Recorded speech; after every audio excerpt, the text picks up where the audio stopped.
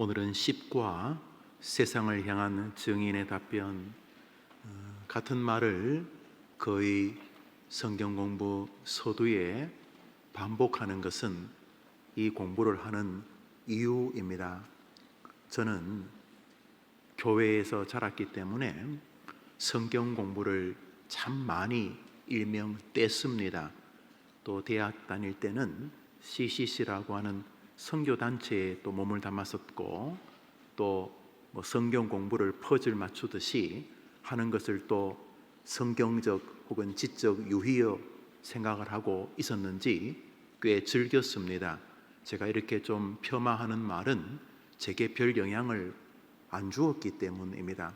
저는 어떤 목사님의 설교를 만나기 전까지 크게 영향을 안 입었기 때문에 내비게이터, 무슨 확신 종류, 또 CCC, UBF, IBF 다양한 성경 공부를 했습니다.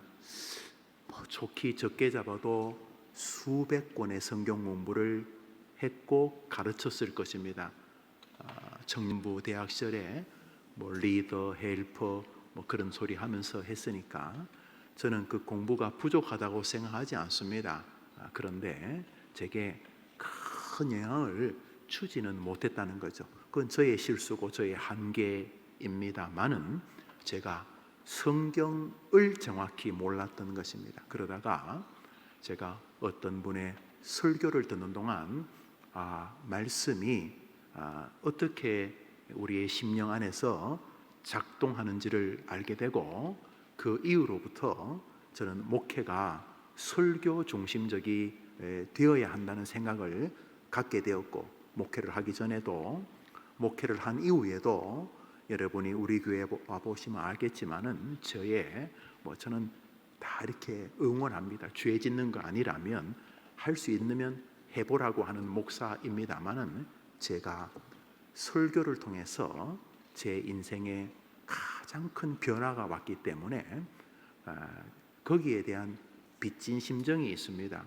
나도 설교를 통해서 어떤 은혜를 체험하기 전까지는 그나물에 그 밥처럼 교회를 다녔기 때문에 모든 사람을 똑같이 평가할 수는 없지만 그저 저는 그게 제게 큰 은혜였고, 동시에 그게 저에게 빚진 심정이기 때문에 저는 이렇게 말씀을 통해서 그 사람도 나처럼 주님의 은혜를 맛보기를 바라는 그런 심정적 목회를 합니다.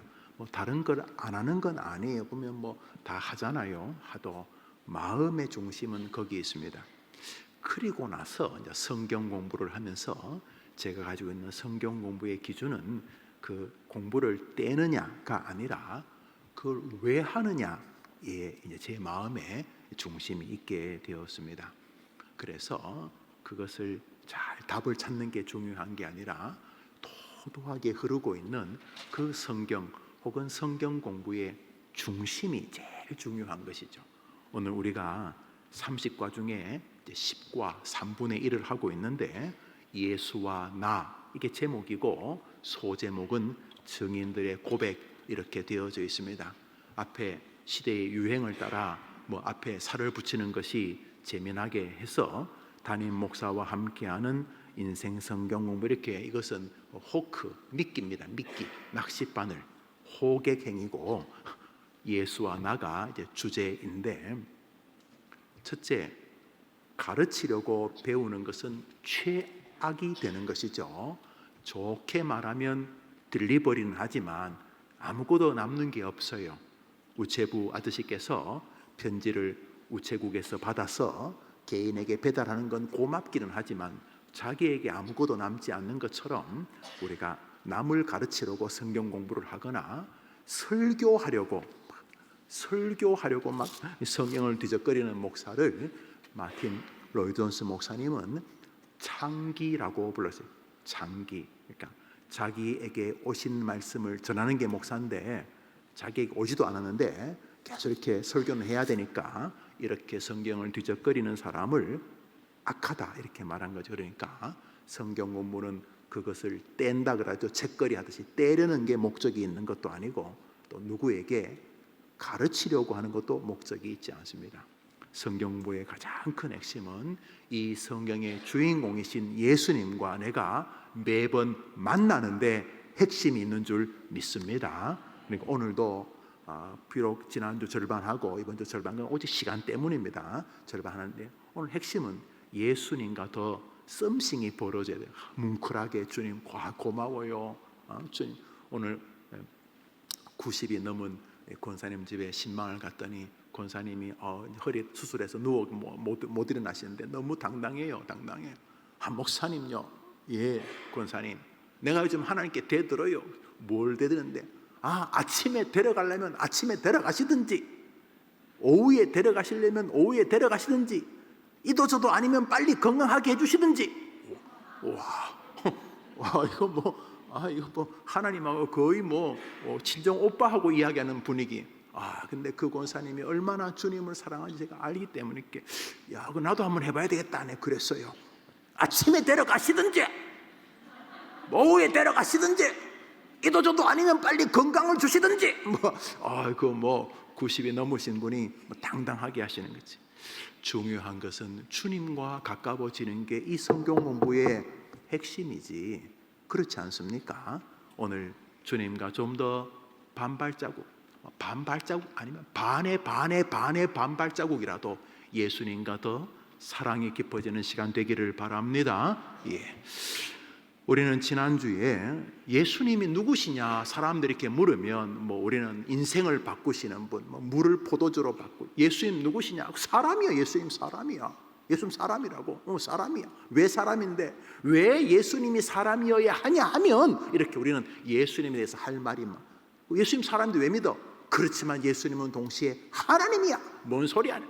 왜 예수님이 사람이며 동시에 하나님이어야 하냐 하면 이렇게 우리가 물로, 예수님 누구야? 물로 포도주를 바꾼 분이야. 그거 많아. 물로 포도주를 바꿨다는 게 그냥 별게 아닌 게 아니라 거기에는 말이야 이러면서 예수님에 대해서는 너무도 할 말이 많은 사람으로 살아가려는 우리에게 지난주에 이어서 상고하는 것은 예수님이 누구냐? 예수님은 사람들의 구주이시다. 주님이시다. 예수님은 인생을 구원하는 유일한 주권자시다. 예수님은 사람을 구원하는 분이시다 라고 우리가 남이 믿든 안 믿든 나는 당당하게 말할 수 있어야 오늘같이 공부하는 의미가 있는 것입니다.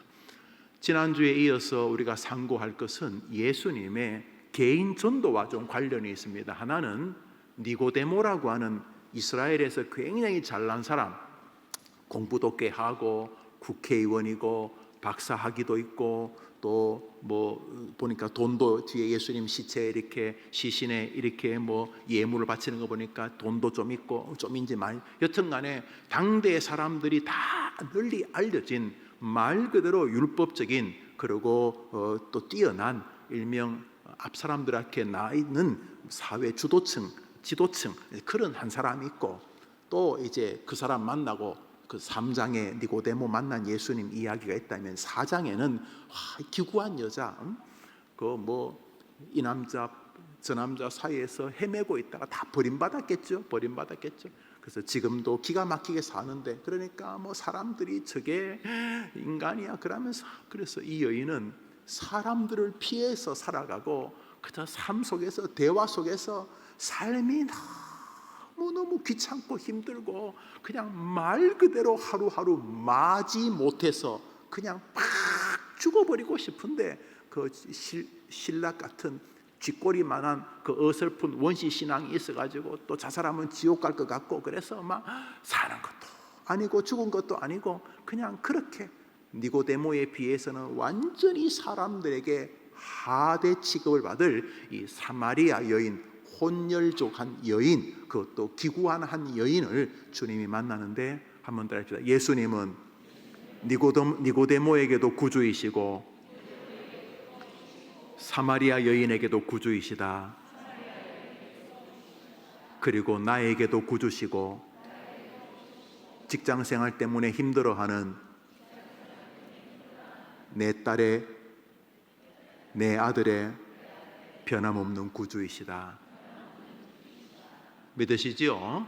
자, 그것을 우리가 이제 내가 먼저 알고, 그리고 내가 만날 사람들에게 담대하게 말할 수 있어야 할 것입니다. 지난주에 어디까지 했는지 혹시 아십니까? 예? 몇 번까지 했어요? 그렇죠. B번까지 하셨죠. 니고데모가 생각하는 예수님은 선생님이십니다. 선생님, 아주 뛰어나고 꽤 성경적인 선생님 많잖아요. 사무엘도 그렇고 이사야, 예레미야, 느헤미야, 에스더 전부 다 에스라, 뭐 하다못해 욥 같은 사람도 다 훌륭한, 아주 훌륭한 선생님이죠. 충분히 바울, 디모데, 베드로 다 훌륭한 선생님이죠. 다 훌륭한, 예수님 참 훌륭한 선생님이십니다. 이렇게 말씀을 했습니다. 조금 더 나아가 당신이 행하는 표적도 하나님이 도와주시니까 정리하면 당신은 능력이 있는 그냥 선생님이십니다. 요즘 말하면 목사님 정도 할까요? 당신은 그냥 허접하지 않고 꽤 능력이 있는 목사님이십니다. 홍성기 목사님 뭐 이렇게 그렇게 말했다는 거죠. 김용우 목사님 이렇게 꽤 존중해요. 존중하는 사람입니다. 거기까지입니다. 선생님이십니다. 구주는 아닙니다. 나의 인생을 주관하시고 나의 주인이시고 내 삶과 내 소명과 내 꿈과 내 비전에 끊임없이 능력과 주권을 행사하시는 나의 권능자시고 내 생과 사를 통치하시고 생은 말할 것 없고 사 죽은 이후에도 나의 모든 것을 통치하시는 구주 주권자는 아직 아닙니다. 니고데모는 예수님을 좋은 선생님 정도로 생각을 합니다. 이 정도만 해도 괜찮은 사람으로 보여집니다. 이제 우리 C번을 하겠습니다. 그가 밤에 예수님을 찾아온 이유는 무엇이라고 생각합니까? 우리 로마서 읽읍시다. 시작. 내가 복음을 부끄러워하지 아니하노니 이 복음은 모든 믿는 자에게 구원을 주시는 하나님의 능력이 됨이라. 먼저는 유대인에게요 그리고 헬라인에게로다. 여기 지금 밤에가 중요한 건데 성경은 그가 밤에 찾아왔다는 말을 합니다. 사실은 그가 예수님을 찾아오는 것이 영적인 문제였다면 밤이나 낮이나 새벽은 그렇게 중요하지 않습니다. 그렇지만 이스라엘의 문화를 아는 사람들은 밤은 손님을 찾아가는 곳이 아닙니다. 그것은 굉장히 예의에 어긋나는 일입니다. 역시 기억나십니까? 어떤 친구가 자기 집에 손님이 왔는데 밤에 찾아가서 문을 두드립니다. 자기 집에 떡이 다 떨어졌으니까 손님이 지금 며칠 굶어서 우리 집까지 왔다. 떡 좀 달라고 할 때 못 열어준다. 한데 난지 간청해서 열어주는데 거기서도 벌써 밤은 단절된 시간이고 예의가 어긋나는 시간입니다. 그런데 예의하면 한 예의했을 바리새인 당시의 지식인이 왜 밤에 왜 그 심령 어두운 밤에 찾아왔겠네요. 한 사방이 어두운 밤에 왜 니고데모가 밤에 찾아왔겠어요? 뭐 모르죠. 우리는 물어볼까요? 전화 한번 해볼까요? 왜 밤에 갔나요? 그러나 니고데모가 밤에 찾아온 가장 중요한 이유는 그가 아직 예수님을 구주로 인정하지 않는 데서 있습니다. 그러니까 부끄러운 것이 아니었겠는가? 사람들 앞에 니고데모도 예수님 쫓아다니냐? 이런 말을 들을까 봐. 그것은 이제 지난주에 살펴보았고 우리가 다음번 문제 살펴볼 때에 사람들이 예수님을 박해하고 예수님을 죽이고 잡아 넣으려고 할 때 아마 같은 과들이겠죠. 사내들인 공회 한 국회의원이 권력을 가지고 예수를 죽이지는 못해도 잡아들이자라고 말할 때 니고데모가 예수님을 잡는 것이 성경적이냐 이렇게 약간 예수님을 변호합니다. 그때 변호할 때에 그 사람들이 니고데모에게 뭐라고 그러냐 하면 너도 그 사람하고 한편이냐? 성경에 의하면 너도 갈릴리 파냐? 이렇게 말합니다. 그런데 니고데모가 기다 아니다 이렇게 말하지 않습니다. 예수님을 잡자고 국회의원들이 뭔가 이렇게 법을 만들려고 할 때 니고데모가 예수님이 하신 말씀이 옳은지 그른지 확인도 안 하고 잡자는 법을 만드는 게 옳으냐, 이렇게 예수님을 변호할 때에 다른 국회의원들이 예수님을 변호하는 니고데모에게 너도 갈릴리에서 왔느냐, 이 말은 너도 갈릴리 당이냐, 너도 예수하고 한편이냐, 이렇게 말하는 것을 보면 니고데모가 기다 아니다 이렇게 말하지 않습니다. 지난주 읽었고 다음에 또 뒤순서 읽겠습니다만, 그런 걸 보면 니고데모가 예수님을 갈급한 마음으로 무언가 자신의 심적인 참 안타까움으로, 야, 내일에 사는 게 맞나? 한 인생 일에 끝나는 게 맞나? 국회의원 이거 뭐 다 뭐야, 이게 국회의원 이게 뭐 아무것도 아니잖아. 이러면서 이제 인생의 깊이 뭔가 회의를 하고 있을 때에 뭔지 모를 하나님의 도우심인지 영혼의 갈망인지, 그래서 찾아온 게 예수님이 머물러 있는 어느 집이었어요. 밤에 똑똑똑 두드렸어요. 그 밤에 성경은 밤에 그가 찾아왔다고 말하는 것을 볼 때에 아직까지 니고데모는 주님을 위해서 무언가 다 헌신하려고 하지는 않고 그저 가까이 하기에는 너무 먼 당신 비슷하게 한쪽 발은 교회 두고 한쪽 발은 세상에 두고 언제든지 교회를 욕하면 세상으로 도망갈 준비가 되어 있는 그런 인생으로 예수님을 대하는 것으로 보여집니다. 이 사람이 부끄럽지 않았다면 당당하게 예수님 만나러 왔겠지요. 그렇지만 길거리에서 혹시 아니 저 니고데모 의원도 예수파야? 이런 말 안 들으려고 한 것으로 보여집니다. 그러나 이것은 뭐 우리가 생각해 볼 문제일 뿐이지 그냥 이가 정답인지는 모릅니다. 그러나 그가 밤에 찾아온 것은 깔끔해 보이지는 않습니다. 왜냐하면 뒤에 나오는 사마리아 여인이 반대로 날씨가 뜨거워서 더 이상 사람들이 나오지 않는 대낮에, 모두가 다 나오지 않는 대낮에 물 들어오는 것하고 굉장히 유형이 닮았기 때문에 그렇습니다. 외래 물은 아침에 시원할 때 밤늦게 뜨는 거잖아요. 아니 여러분 생각해 보세요. 아무리 물을 뜨려 그래도 햇볕이 내리쬐는 그 대낮에 왜 뜨러 갑니까? 대낮은 니고데모의 밤하고 똑같은 의미를 갖습니다. 가면은 저 여자가 뭐니 어쩌니 이런 소리 안 들으니까 니고데모는 니고데모대로, 이 여인은 이 여인대로 사람들을 피해서 온 것입니다. 유형이 다를 뿐이지 중심은 다 비슷합니다. 니고데모는 체면을 지키려고 했고 여인은 수치를 가리려고 했습니다. 그런데 공교롭게 다 예수님이 거기 계셨습니다. 자, 계속 읽어봅시다. 예수님이 하신 말씀을 니고데모가 이해하기 어려웠던 이유는 무엇입니까? 예수님 뭐라 그랬습니까? 오늘 본문을 읽어봅시다. 시작.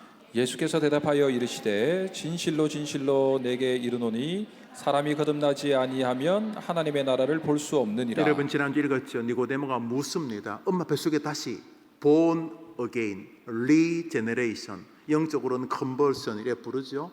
회심이라 부를 수도 있고 중생이라, 거듭남, 뭐 다 같은 한 구원파 이단이 또 거듭남을 자기들 트레이드 마크로 써가지고 뭐 조심스러운 여튼간에 regeneration, born again, 다시 태어나. 기독교의 예수의 구원을 은혜를 경험한 사람은 이 말을 알아듣습니다. 모태신앙 뭐라 하면서 교회 다니다가 어느 날 예수님과 만납니다. 그날도 그냥 설교 빨리 끝나고 예배 끝나면 친구랑 MT 가기로 되어 있는데 그날도 그 목사님이야 15년째 본 목사님이 30년째 본 목사님. 그날 또 목사님 안 계셔서 또 전도사님이 설교했어. 아이고 들을 것도 없고 그래 앉아 있는데, 그런데 어느 날 그 시간에 하나님이 나를 찾아오셨어요.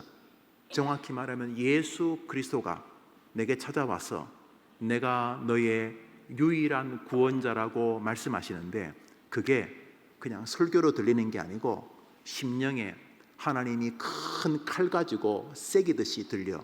너는 예수 외에는 지옥이고 내가 너를 사랑해서 너를 위하여 이 땅에 온 너의 유일한 천하 만국에 다른 구원의 이름이 없는 나사렛 예수로 불리어지며 베들레헴 마구간에서 태어나 30여 년에 살다가 갈릴리 언덕에서 강도들 사이에 십자가에 죽고 죽은 사흘 만에 부활한 그 예수 그리스도가 자신의 유일한 구원자로 이 땅에 왔다는 사실이 어느 날 믿어지기 시작합니다. 할렐루야. 말로는 몇 번 성경 구절 하면 늘 외쳤는데 어느 날 내 심령이 어디 있는지 모르지만 내 영혼이 반응합니다. 내가 죽어도 예수님 때문에 천국에 있게 되겠구나. 할렐루야. 그러면서 그 가슴 벅참, 내가 구원받았다. 내가 구원받은 사람이다. 이 일 때문에 나의 예수님이 오셨다는 게 내게 밀려오는 순간 다른 것의 가치는 다 조잡해지고 예수가 전부가 되기 시작합니다. 그리고 삶이 재편됩니다. 이 예수 그리스도가 누군가 알고 싶어집니다. 이제 비로소 마지못해 읽는 성경이 아니라 정말 이 보물 같은 성경을 대합니다. 그리고 성경 속으로 빠져드는데 정말 어릴 때 혹시 남자분들 무협지 밤새워 보셨습니까? 예, 알지요. 우리 교인들은 그런 거 안 보는 거 알지요. 오직 날 때부터 성경만 보셨겠지만은 저는 극장집 아들답게 그런 게 너무 재밌어요. 무협지 한 권 띄면 그냥 화장실까지도 그냥 안 갑니다. 날아서 가지요. 펄쩍펄쩍. 내가 장풍이 나갈 것 같고. 그래서 내일 시험인데 무협지 무협지는 했던 말 또 하면서 20권씩 되잖아. 그거 다 봐야지만 잠을 자. 그런 것처럼 성경이 나를 끄는지, 내가 성경에 빠져든 건지, 말씀이 내가 되고 내가 말씀이 되고 혼자 부흥회하고 혼자 기쁘고 혼자 회개하고 갑자기 엄마가 고맙고 아빠가 고맙고 옆에 있는 동생이 고맙고 목사님이 고맙고 전사님이 고맙고 그동안 잘못한 죄는 태산처럼 쌓여지고 그러면서 주님 위해서 살고 싶어지고 멀리 있던 선교사님들의 삶이 부럽고 나도 저렇게 용기를 낼 수 있을까 싶기도 하면서 예수 위에 자신의 삶을 재편하고 싶어지게 됩니다. 할렐루야. 중생이라고 합니다. 거듭남이라고 합니다. 주인이 생깁니다. 주인이. 예전에는 돈이 주인이고 그래 살았는데, 아니면 내가 주인이고, 주인이 딱 말만 하면 주인이요 딱 손만 뒤집어도 딱 죽잖아요. 옛날에는 주인이 칼 들은 사람에게 눈만 하면 죽었어요. 저놈 죽여라 말하고 이러면 죽었어요. 주인에게 모든 관심이 있는 것처럼 주인이 생기기 시작합니다. 주인, 나의 주, 나의 구주, 나의 주님, 예수 그리스도. 그런데 거듭나지 않은 사람에게는 거듭남처럼 구름 잡는 이야기가 없습니다. 교회를 열심히 다니란 말입니까? 주일학교 열심히 다니라는 뜻인 건가요? 이렇게 받아들입니다. 그러니까 성경 창세기, 출애굽기, 레위기, 민수기, 신명기 달달 외웠을 바리새인이었던 니고데모에게 영적인 거듭남은 무슨 이유인지를 이해할 수 없는 아마 미분적분처럼 들렸을 것입니다.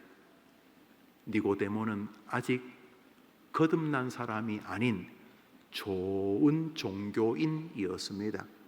교회에 굉장히 많은 좋은 종교인이었던 것입니다. 주인이 없었습니다. 주인이 생기면 인생이 달라지는데 주인이 없었던 것이죠. 왜 니고데모가 예수님의 말을 엄마 뱃속에 다시 들어가느냐고 유모도 아니고, 엄마 뱃속에 어떻게 들어가요, 여러분? 그러니까 니고데모는 이런 것이 있는지 몰랐어요.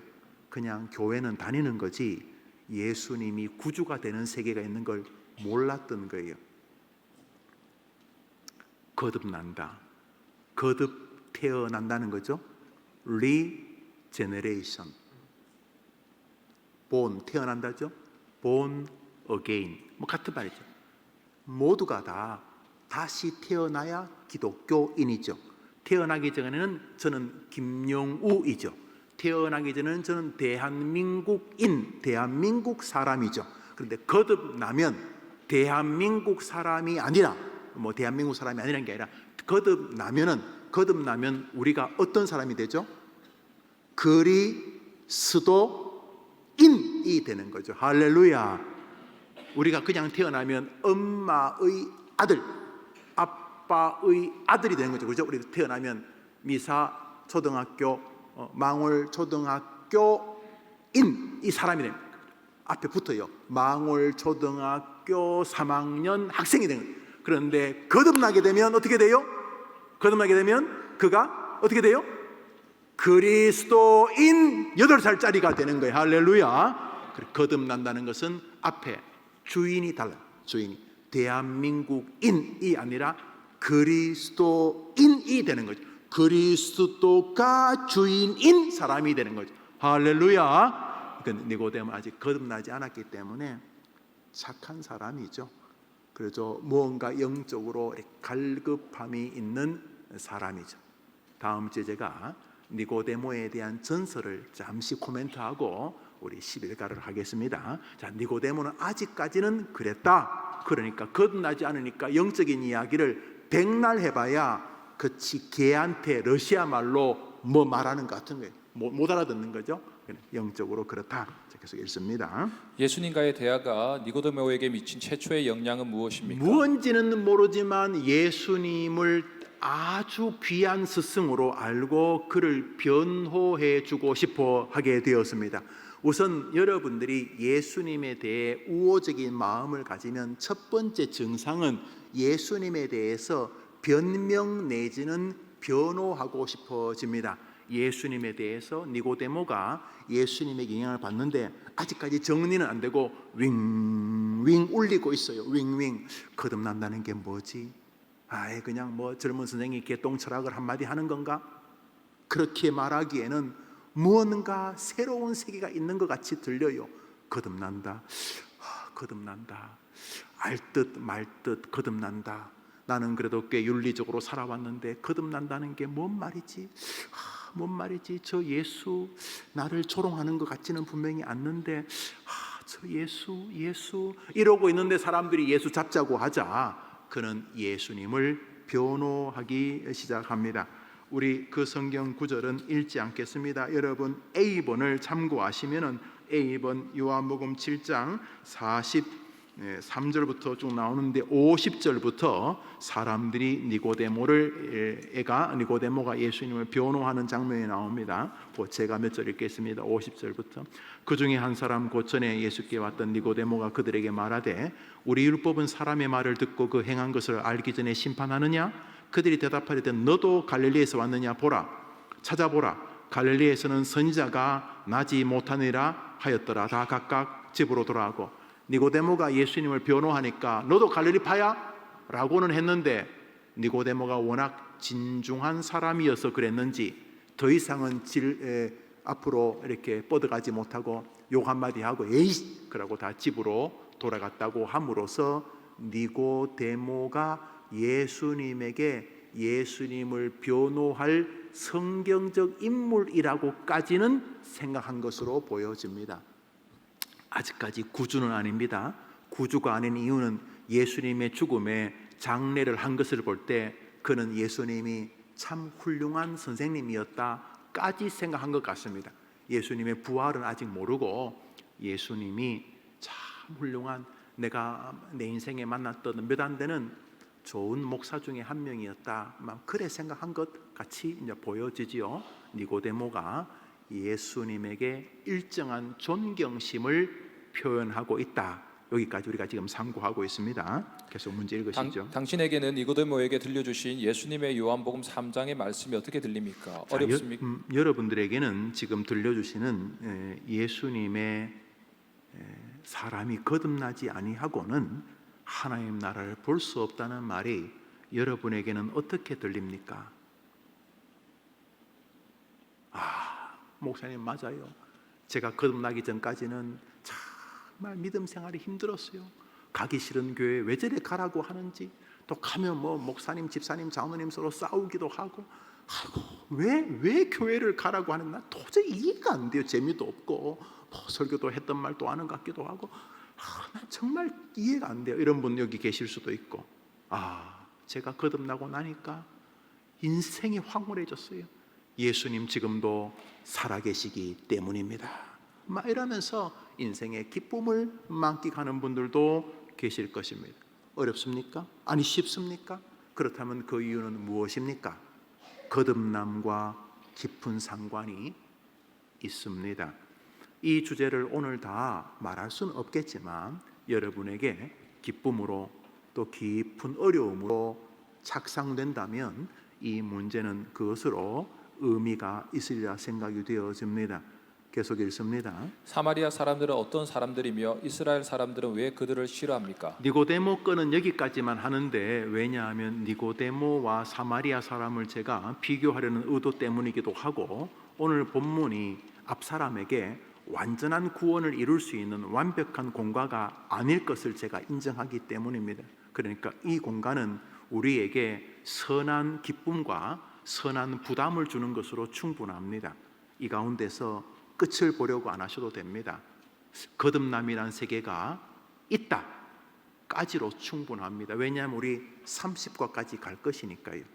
1과의 주제도 거듭나게 하시는 예수님이고 5과의 주제도 거듭나게 하시는 예수님이고 10과의 20과 30과의 주제도 거듭나게 하는 예수님이니까 그러면 성경 공부 하나의 완성도가 우리를 거듭나게 한다기보다는 거듭남이라고 하는 세계가 존재하고 있다라고까지 오늘 공부를 하는 것이죠. 읽으시죠. 아수르 왕이 바벨론과 우리 열왕기하 17장 읽읍시다. 시작. 아수르 왕이 바벨론과 구다와 아와 히마카 스발와임에서 사람을 옮겨다가 이스라엘 자손을 대신하여 사마리아 여러 성읍에 두매 그들이 사마리아를 차지하고 그 여러 성읍에 거주하니라. 강제 인구 혼합 정책입니다. 다시 말해 아수르 알죠? 니느웨 요나가 가라고 해서 가기 싫었던 도시가 니느웨인데 니느웨가 아수르입니다. 지금은 이집트의 한 부분이라고 보면 이집트 모술 지방 이래 이집트가 아니라 이라크 북부 모술 지방 그때 한때 그 지방에 그 지역에 약 2천만 명의 기독교인이 있었고요. 지금도 한 20만 명 정도의 기독교인이 있어요. 아주 특이하죠. 거기 그 지역에 있던 나라가 아수르였습니다. 싱가포르처럼 수도와 나라가 같았기 때문에 아수르라고 부르기도 하고 니느웨라고 부르기도 하는데 이 아수르가 북이스라엘을 멸망시킵니다. 이스라엘이 두 개죠. 북이스라엘, 남쪽 유다. 북이스라엘을 멸망시킨 다음에 이 아수르 임금이 똑똑한 친구예요. 그 똑똑한 사람들, 이스라엘에서 뭐 공부 꽤나 한 사람들은 싹 끌고 갑니다. 끌고 가고 좀 이렇게 사회 주도층이 없는 사람들, 이런 사람들을 놔두는데 그냥 놔두는 게 아니라 아수르 지역에 문제 있는 사람들, 감옥에 있는 사람들 다 불러가지고 너 여기서 죽을래? 이스라엘 갈래? 이스라엘 가면 정착금도 줄게. 이러면서 그 아수르가 정복했던 나라나 혹은 아수르 변방에 있는 아수르 국민들을 북이스라엘 수도였던 사마리아에다가 갖다 뿌려 놓습니다. 그러니까 아수르는 통치하는 나라죠. 일본 사람처럼 우리 조선을 통치하듯이. 그리고 한두 명이 아니라 엄청난 많은 사람을 집어넣습니다. 그러니까 이런저런 이유로 결혼하게 되고 하면서 아수르 사람과 이스라엘 사람들 사이에 사람들이 태어나죠. 2세 혼혈아. 그 2세를 사마리아인이라고 부릅니다. 사마리아 사람들. 그래서 70년 동안 포로 생활했던 이스라엘 사람들이 돌아와 보니까 자기들은 포로 생활을 해도 그 안에서 이스라엘 사람들끼리 결혼하고 믿음을 지켰는데 이 사마리아에 와 보니까 이 북이스라엘의 수도였던 사마리아가 완전히 날린 거예요. 아수르의 신도 섬기고 막 피도 섞여져 있고 막 엉망이어서 이스라엘 사람들은 그 이방 사람보다 아수르 사람을 더 싫어했어. 아수르 사람은 그럼 하프 이스라엘 하프 절반은 이스라엘 사람인데도 불구하고 싫어했어. 그래서 이스라엘 사람들은 이 사마리아 성을 쪽으로 안 갔어. 거기가 쇼컷이어도 안 가서 빙 돌아갔어. 에이 더러운 놈들 하면서 이 아수르 땅 안 밟는다. 이 매국노들 막 이러면서 돌아갔. 그 아수르 사람은 사람 취급을 안 한 거죠. 오늘 본문의 배경은 바로 그 이야기입니다. 읽으시죠. 예수님이 우물가의 사마리아 여인과 이야기한 것이 제자들에게는 왜 기이하게 여겨졌습니까? 요한복음 4장입니다. 읽읍시다. 시작. 이때 제자들이 돌아와서 예수께서 여자와 말씀하시는 것을 이상히 여겼으나 무엇을 구하시나이까 어찌하여 그와 말씀하시나이까 묻는 자가 없더라. 우선 길거리에서 이스라엘 사람 남성들은 여성과 이야기 안 했습니다. 그게 옛날에는, 요즘은 그렇지 않죠. 근데 제가 옛날에는 동네에서 같이 동네에 자랐으니까 왜 여중생 동네 친구랑 친구라죠. 동네에서 같이 자랐으니까 여중생 친구랑 여중생 김영우가 같이 이렇게 동네 골목으로 오다가 만날 수 있잖아요. 이름도 기억나. 점순이. 점순아, 그래 학교 세미나리 왔는데 그 집에 왔는데 동네 사람들이 누가 봤나 봐요. 그래서 우리 아버지 김규진 집사님에게 영우가 길거리 여자고 댕긴다고 얼마나 꾸중을 듣는지 몰라요. 댕긴 거 아니고 그냥 오다가 골목에서 만났는데, 옛날에는 그냥 이렇게 동네 그냥 이렇게 야 니는 앞에 가라 이럴 수도 없잖아요. 그냥 같이 왔는데, 옛날에는 그랬어요. 요즘은 그렇게 안 다니죠. 남녀가 이렇게 안 다니죠. 뽀뽀하면서 걸어가잖아요. 이스라엘 사람들은 길거리에서 남자가 여자에게 말을 걸지 않았습니다. 거기다가 요한복음 4장 9절 읽읍시다. 시작. 사마리아 여자가 이르되 당신은 유대인으로서 어찌하여 사마리아 여인인 나에게 물을 달라 하나이까 하니 이는 유대인이 사마리아인과 상종하지 아니함이더라. 이스라엘 사람들은 사마리아 사람을 사람 취급 안 했기 때문에, 그게 또 유대인 지도자 스승이었던 이스라엘 사람의 지도자였던 예수님도 구주지만 사람들에게는 이스라엘 랍비로 보겠죠. 유다의 후손으로 온 요셉의 후손인 그냥 예수 랍비, 그리고 똑똑한 자기 나름대로 득도한 어떤 교수님 정도로 봤겠지요. 그런데 정통 유대인 유다 지파가 사람이 당신이 어떻게 사마리아 사람하고 이야기하냐 이렇게 생각하는 걸 보면 제 아들은 다 이상하게 얘기했다. 그게 이상한 거죠. 예수 안 믿는 사람에게 복음을 증거하는 우리들을 서양 사람은 다 이상하게 볼 거예요. 그렇죠? 그렇게 본다는 거죠. 아이본입니다. 예수님과 여인 중에서 먼저 말을 건 사람은 누구이며 그 의미는 무엇이라고 생각합니까? 이것은 우리에게 주시는 아주 중요한 숙제입니다. 읽읍시다. 요한복음 4장 시작. 사마리아 여자 한 사람이 물을 기르러 왔음에 예수께서 물을 좀 달라 하시니 그런즉 그들이 믿지 아니하는 이를 어찌 부르리요 듣지도 못한 이를 어찌 믿으리요 전파하는 자가 없이 어찌 들으리요. 요한복음 4장과 로마서를 같이 읽었는데요. 사마리아 여자 한 사람이 물을 기르러 왔음에 예수께서 물을 좀 달라. 누가 먼저 말을 걸기 시작했습니까? 여러분들이 먼저 사람들에게 예수님을 전해야 된다는 거죠. 로마서는 이렇게 말합니다. 그런즉 시작. 그런즉 그들이 믿지 아니하는 이를 어찌 부르리요 듣지도 못한 이를 어찌 믿으리요 전파하는 자가 없이 어찌 들으리요. 그러니까 옆에서 예수 안 믿고 돌아가신 여러분 외할머니는 여러분이 지옥 보낸 거, 여러분이 지옥 보낸 거. 예수 아직 믿지 않고 있는 여러분 직장 동료를 여러분이 지옥을 강제로 보낸 거예요. 왜 보냈냐 하면 그들이 믿지 아니하는 이를 어찌 부르리요 듣지도 못한 이를 어찌 믿으리요 전파하는 자가 없이 어찌 들으리요. 예수님도 이 땅에 오셔서 먼저 전도를 시작하셨는데 우리가 무슨 대단한 인간들이라고 예수 안 믿는 동료가 옆에 있는데 소 닭 쳐다보듯이 지나가냐는 말입니까? 그 사람이 교회 안 나오고는 그 사람이 할 문제지만 전하는 것은 우리의 책임인 줄 믿습니다. 예수님 우리에게 복음 전파의 사명을 친히 증명하여 주셨습니다.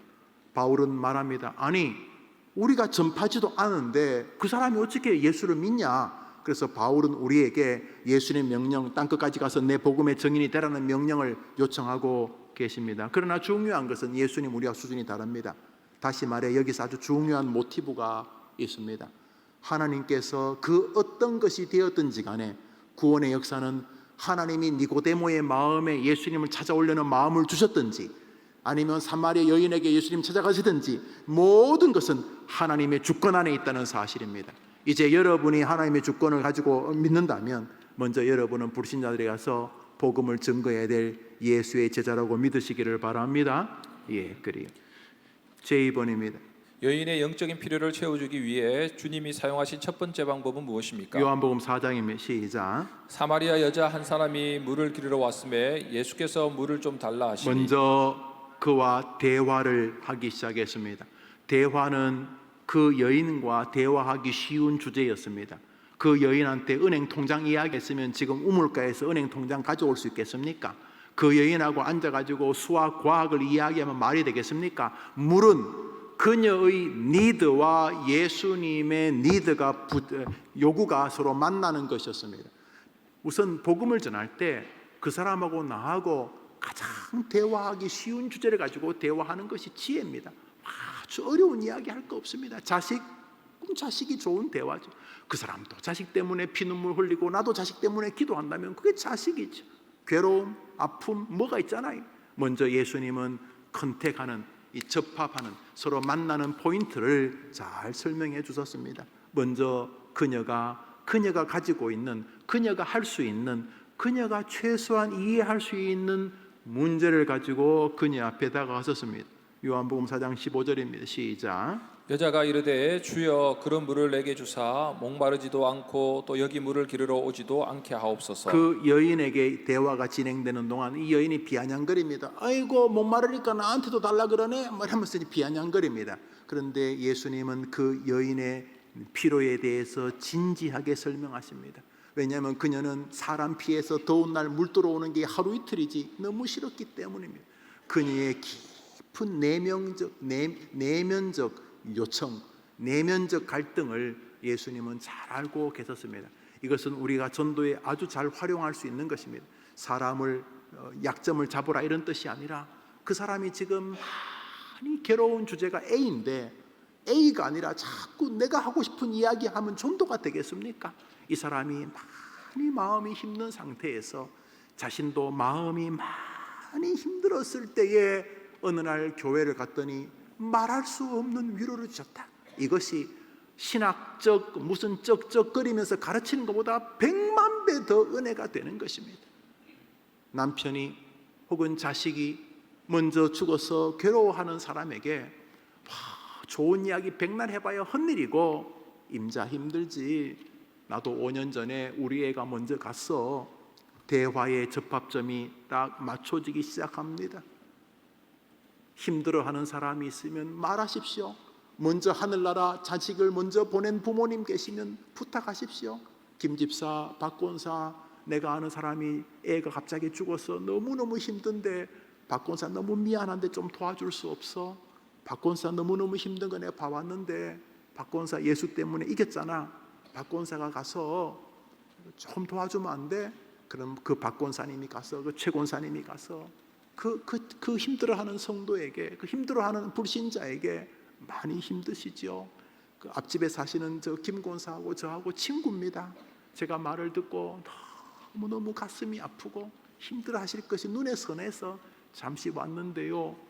제가 몇 년 전에 우리 애가 먼저 갔어요. 이러면은 대화의 접합점이 생기잖아요.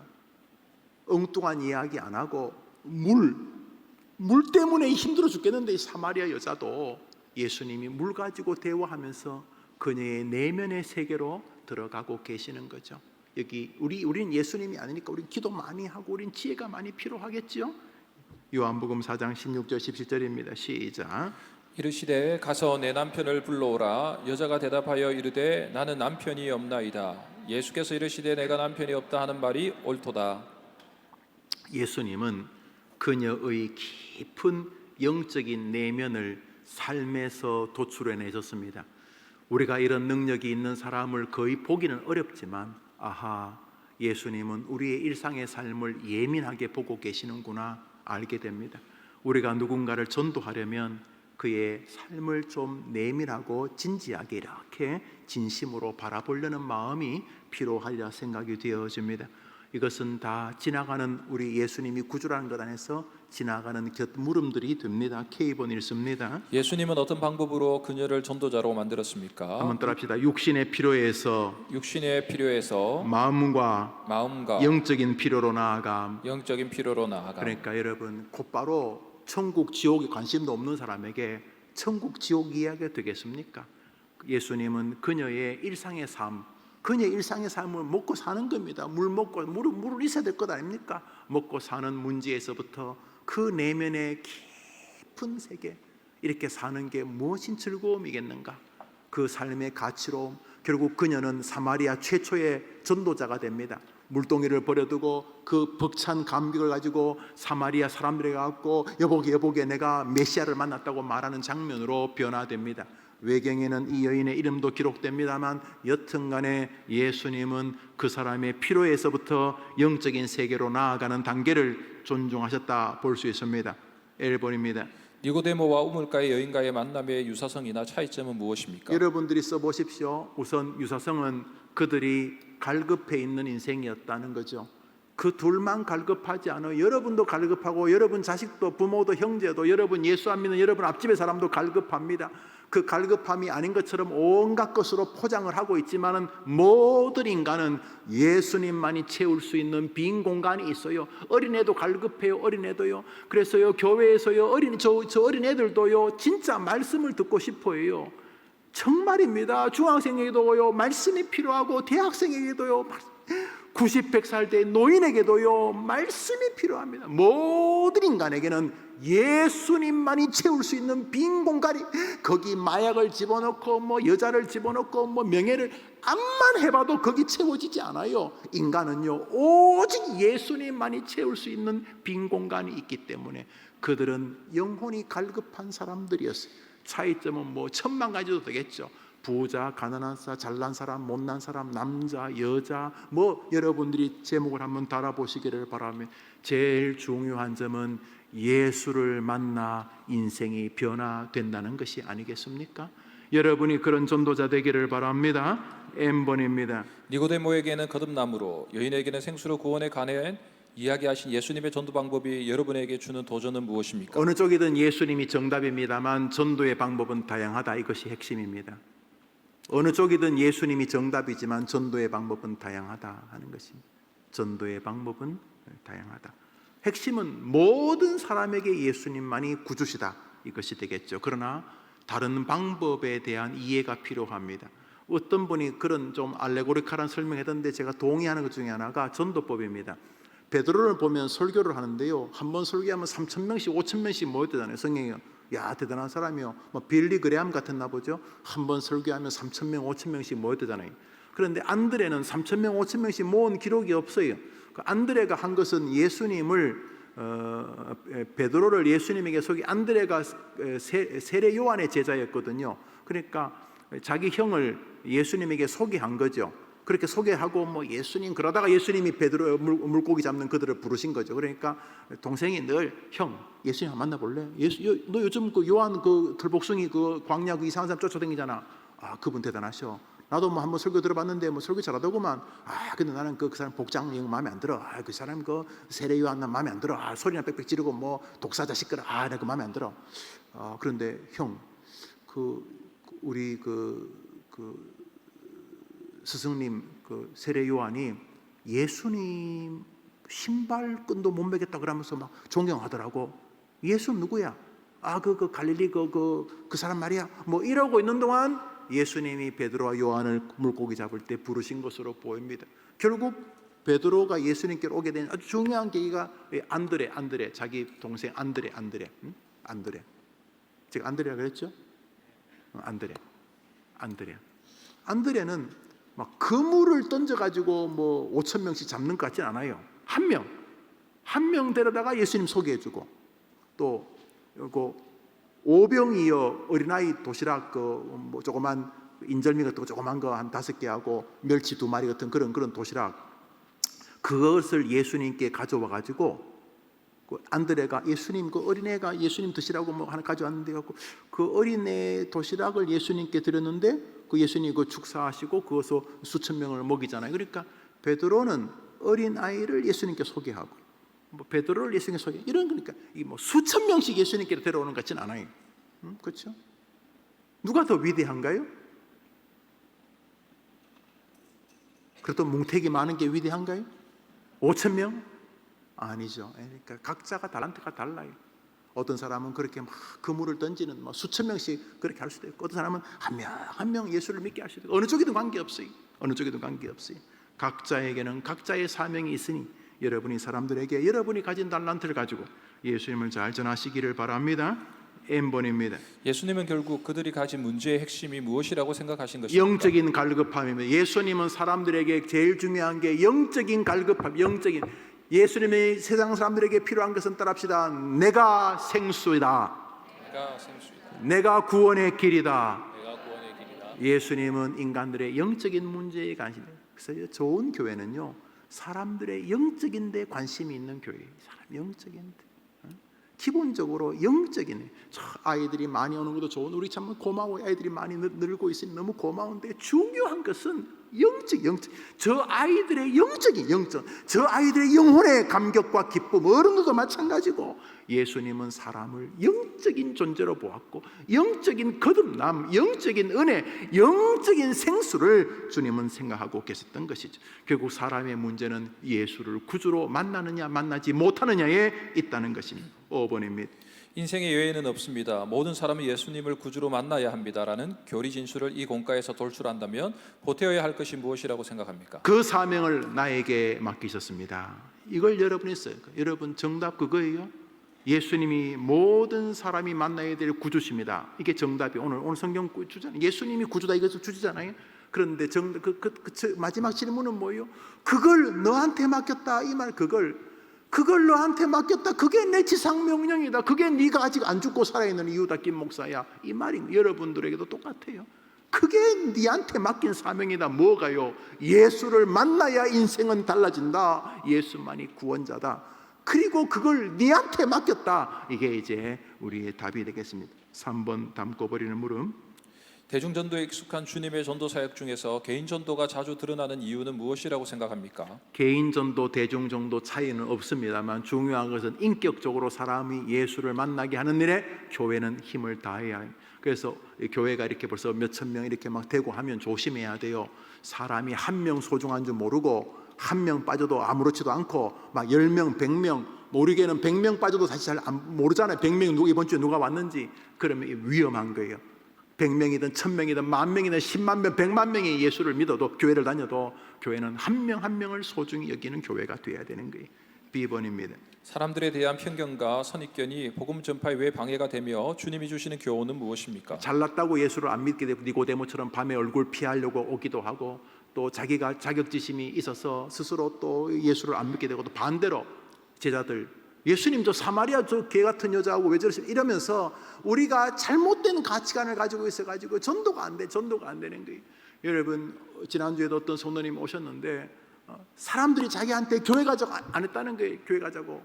그런데 길거리에서, 지난주에는 오신 분이 희한하게도 길거리에서 우리 교인을 만나가지고, 우리 교인이 이렇게 어떤 성도가 앉아있길래, 어떤 그분이 앉아있길래 이렇게 보다가 옆에 같이 앉아서 이야기하다가 3시간이에요. 3시간.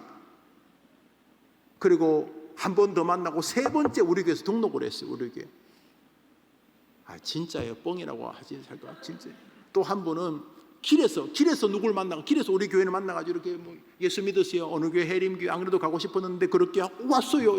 야, 난 세상에 이 참 미사가 거룩한 동네요. 노방전도가 되는 동네. 야, 이 미사 이게 정말 위대한 동네 아니에요? 싫으면 말고. 자, B번은 선입견 가지지 마세요. 저 인간 예수 안 믿는다, 그런 말 하면 안 돼요. 여러분 도저히 예수 안 믿을 것 같은 사람 아니에요. 그 사람 예수 믿으면 더 탁월해져. 그러니까 여러분이 미리 하나님처럼 하지 마시고 그냥 여러분은 때를 얻든지 못 얻든지 예수님 전하시면 돼요. 야, 내가 저 인간에게 전도하면 바로 그 인간에게 전도할 사람이 여러분. 아이고 저런 기업 회장님에게 전도하면 바로 여러분이 전도할 그 사람이에요. 그 사람. 그러니까 여러분 걱정하지 말고, 아이고 나는 초등학교밖에 안 나오는데 저분은 하버드 박사인데, 하버드 박사 헬랩이라도 하나님 역사하시면 여러분 통해 예수 믿게 될 줄 믿으시기를 바랍니다. 그렇게 해보세요. 예, 그렇게 해보세요. 여러분 선입견 안 좋아요. 겁먹지도 말고 자꾸 사람 겁먹으면요 안 돼요. 하나님이 사람을 두려워하면 올무에 무서운 사람 없어요. 다 그냥 그놈이 여러분. 하나님 두려워하고 당당하게 복음을 전하세요. 당당하게. 또 예수님 되게 막 반대하는 사람들 여러분이 진지하고 기도하고 가서 말하면요, 야 그래 내 한번 네 교회 한번 가볼게. 그런 역사가 일어나요. 그러니까 전도하세요. 아셨죠? 예, 선입견 안 돼요. 제자들은 예수님 왜 제 여자고 얘기하나 그러잖아요. 그 전도 안 하잖아. 저거들은 예수님이 직접 전도하는데 저거들은 전도 안 하잖아. 제자들은 훗날 예수님 믿고 나 달라졌지만은 저거들 전도 안 하잖아. 선입견, 뭐 소경이 예수님 그러면 야 어디 뭐 네가 소리 지냐 그러고 그래 전도 안 하잖아. 예수님은 소경이든 뭐 맹인이든 뭐 누구나 다 사마리아 여자든 니고데모든 막 거듭남 이야기 하시잖아요. 10번입니다. 주님이 나에게 만나라고 말씀하시는 대상은 누구입니까? 당신이 최근에 전도한 대상은 누구입니까? 모든 사람에게 예수님이 구주면 누구를 전해? 누구를? 예수를 전해. 예수를. 여보게 예수 한번 만나봐. 자네 요즘 시간 많지? 성경 한번 읽어봐. 4번 마지막입니다. 가나의 혼인잔치를 시작으로 본격적인 공생애를 시작하신 예수님은 그 후 니고데모를 비롯한 다양한 사람들을 만나고 치유하시며 자신의 구주되심을 선포하셨습니다. 그중 치유와 회복은 그분의 메시아됨을 가장 분명히 드러내는 중요한 사역이셨습니다. 우리는 다음 주에 주님의 사역에서 드러나는 치유자이신 그리스도에 대해 살펴볼 것입니다. 그리하여 상처받은 세상을 치유하는 그리스도가 누구이며 그의 사명자로 부름받은 우리는 어떤 삶을 살아야 하는지를 생각해 보겠습니다. 치료자이신 예수님은 어떤 분이십니까? 여러분 지금 우리 공가를 해가지고 사실은 뭐 이 30가를 한 시간에 할 수도 있겠죠. 예수님 구주다.